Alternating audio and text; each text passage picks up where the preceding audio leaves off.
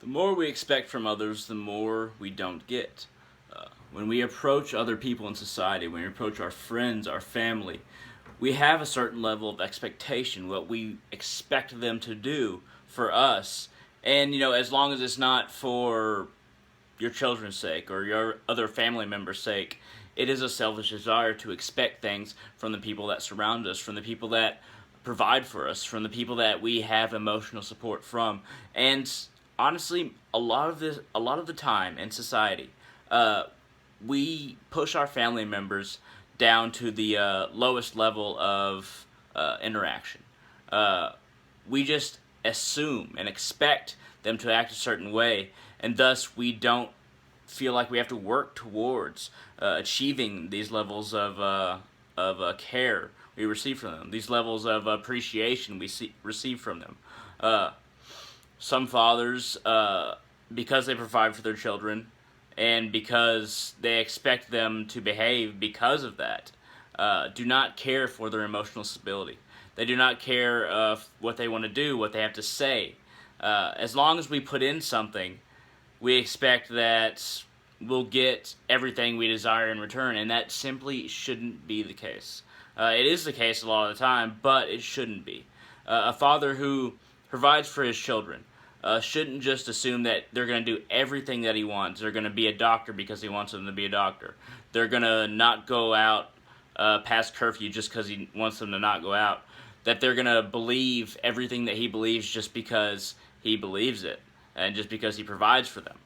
But really, what a lot of people expect to create is not children or friends or neighbors, but clones. People expect others to live like them, to believe like them, to be like them because of what they provide to them. And this is all ego. And, in society, we can see why so many egos clash because of this.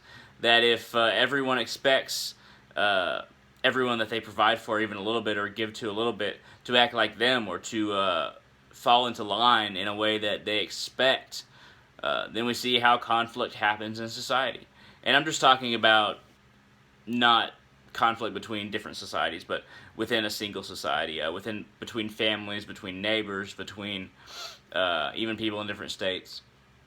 But the more we expect, the more that we desire a turnout, a return from what we put into a group, a family, a person, the more we miss the point of giving in the first place. The point of giving is to provide for somebody. It's not to receive. If you're giving just to receive, then you might as well not have given at all. You might as well not have put any resources into whoever you're giving to, and you might not as well have expected anything, because keeping what you put into that person would be basically the same as not giving to them at all, and would be the same as giving to them if you expect everything that you want in return.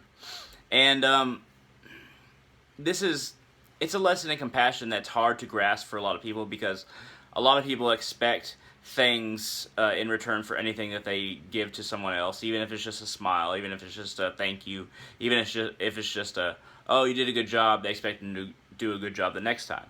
And this is not the spirit of giving. This is not compassion, and this is not friendship or being a good neighbor or being a good father or parent or son or daughter. If you say thank you to mom because she cooked you a meal, if you're a child, and you expect her to produce meals every day because you say thank you every day, you're not really understanding what thankfulness is, what true thanks is. If somebody cooks you a meal, whether it be your mom or somebody else, and you're not paying for it, they're giving it to you for free, and you say thank you, you shouldn't absolutely expect another meal just because you said thank you for the first one. You should expect that if you get another meal, you should say thank you again. But you should never feel that reality bends to adjust thank you, adjust appreciation. Which, if you expect things, it's not a just appreciation, and reality ultimately will respond through karma, or if you're purely Christian that doesn't believe in karma, then reap as you sow, which is basically the law of karma, but that's in the Bible.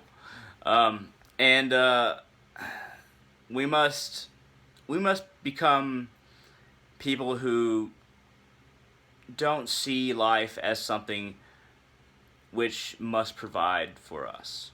We mustn't see reality, the universe, humanity, earth, even God, as beings which are meant to provide for us. We shouldn't expect anything. And if we don't expect anything, then we learn how to provide for ourselves, and then we're extra appreciative when we receive, even if we do provide for ourselves. When we receive from other people, when we receive from God, when we receive from the universe, and it's hard to decipher, where the lines are in that. I know, but we'll be extra appreciative if we just don't demand that reality respond to us in the way that we desire. And that's basically all I got to say. This has been a short video, but I hope this explained some ideas that I have on expectation and true Thanksgiving, and how we can live a pure life, not necessarily by believing a certain religion or lack thereof, or a certain philosophy or lack thereof, or certain politics or lack thereof, but just not expecting so much from reality and everyone in it.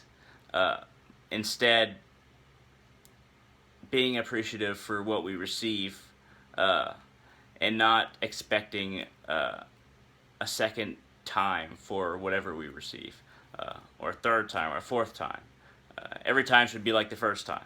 That's how much thanks we should have for every time we receive something. But thank you very much for watching. I hope this has been a little bit enlightening. If it has, shoot a like down there.